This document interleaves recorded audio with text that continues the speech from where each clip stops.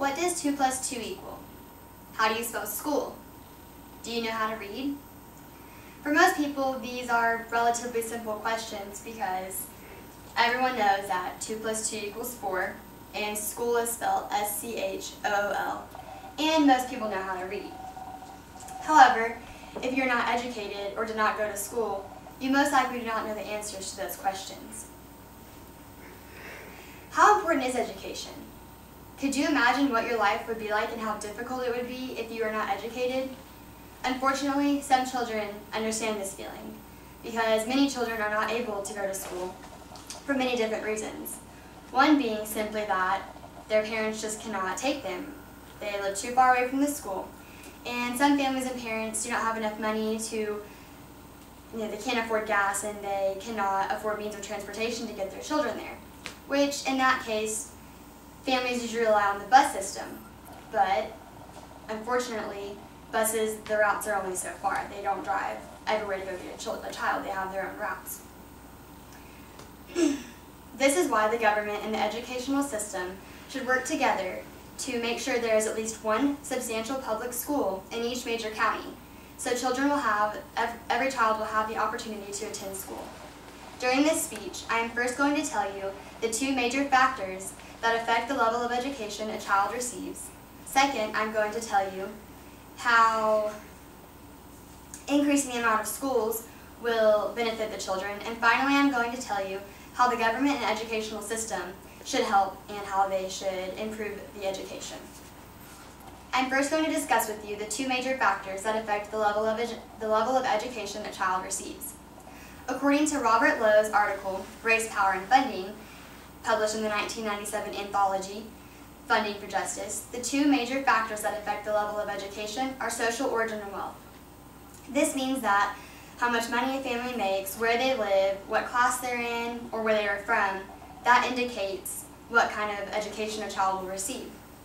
So therefore, if a child is more privileged and they live in a nicer community, they're going to get a better education because the school system is going to be better.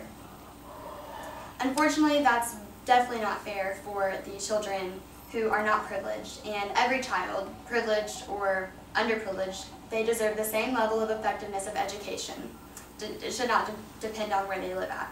Thus, there should be at least one public school in each major county that is accessible to all children. Now I'm going to discuss with you how increasing the amounts of schools will benefit the children. According to Frosty Troy's 2006 article, The Public School Speaks, which was published in the School Administrator, it is a marvel that all children have the possibility of attending school. School in a child's life is such a positive influence. It helps in more ways than just teaching them the subjects. Some children do not receive love, affection, or care at home, so when they go to school, sometimes this is where they receive it. And sometimes the teachers and the coaches turn out to be role models for the children, and they try to strive to be as great as they can be because of the people at the school in their life. Out of the high school dropout rate, 11% dropped out of school because of pathetic parenting. If a child were to have love, affection, and care and attention at school, they would look forward to attending school.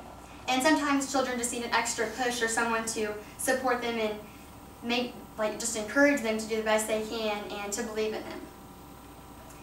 Not only do public schools tell children, they don't just teach them about the subjects that they're supposed to in the fundamentals. They end up teaching children what it's like to be in the real world. They slowly ease them into reality and what it's going to be like.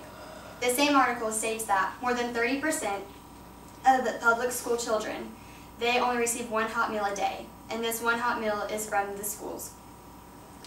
Another way that schools benefit children are the clothing closets. Many children and families cannot afford clothes, and so the children can get free clothes from the clothing closets.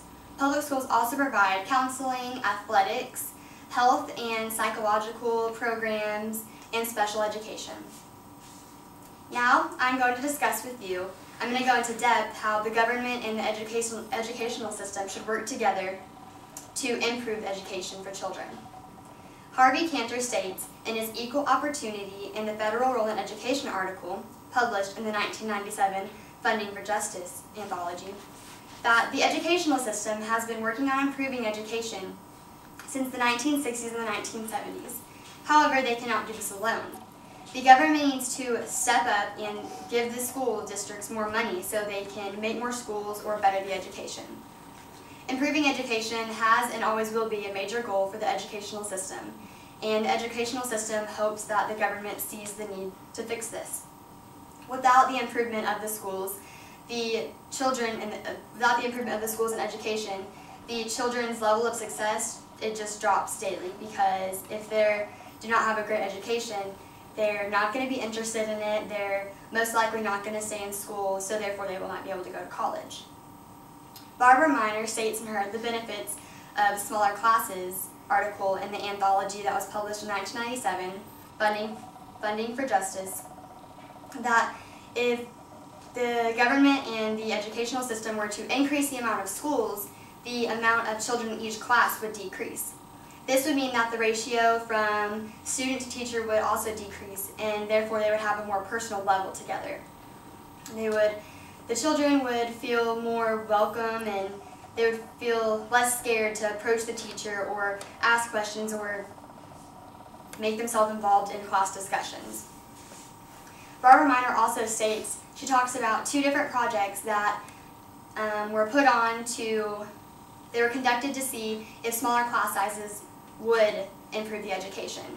The first one was Project STAR, and the results definitely proved that smaller class sizes improved the learning.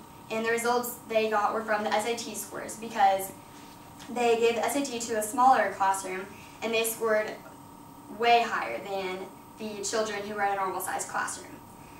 They also noticed that if the classes were smaller, there was a less amount of children who were being referred to special education. It decreased.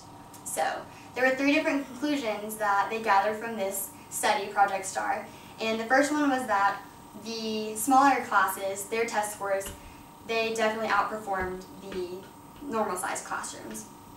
It also showed that the small classrooms, it benefited every child, not just the underprivileged or the overprivileged. It helped everyone.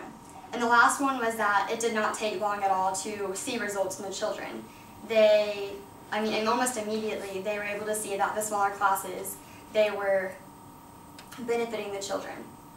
The next project was called Project Challenge, and this one focused on just the high dropout rate in high schools. And the results from this one showed that the smaller classes, again, they did better on tests and in their schoolwork and everything than the normal sized classrooms. And this was because they had a more personal level, they felt more comfortable with their teacher, they didn't feel like they couldn't approach her and they weren't nervous to be in class, and so they paid more attention during their classroom and their class times. And this made them, their more personal connection between their classmates and teachers, it showed them that, it made them more connected and more motivated to do better in school.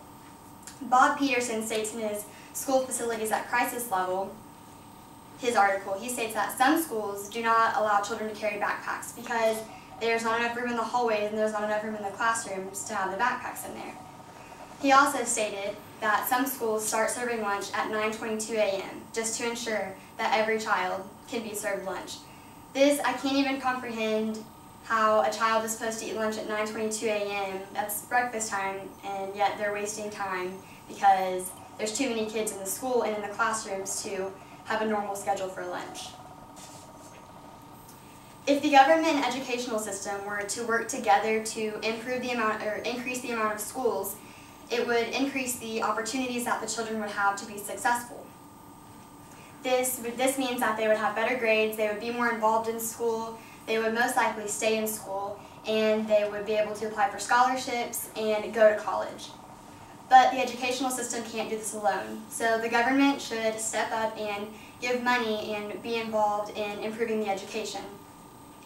I hope in this speech I persuaded you that it is definitely necessary to increase the amount of schools and improve education for the children. What else could be as important as education of the future generations? After all, the children of today are the leaders of tomorrow. And what is a leader without education?